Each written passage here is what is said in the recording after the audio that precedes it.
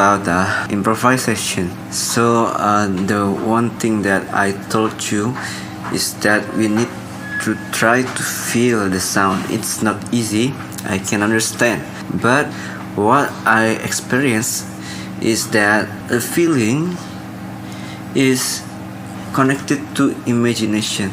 In my case, because from the childhood I always listen to music, so I have many memories and imagination about various music. So if you want to try to improvise, listen more, and when listening, try to not only listen but also try to analyze your feeling when you listen to these examples or maybe another music that you like. The thing is, try to appreciate the sound, appreciate the music, appreciate the beauty of the sound. And when you have tried to start appreciating music, that's when you will be able to progress in your musical sense, so that it will be very easy for you to do improvisation. Yeah.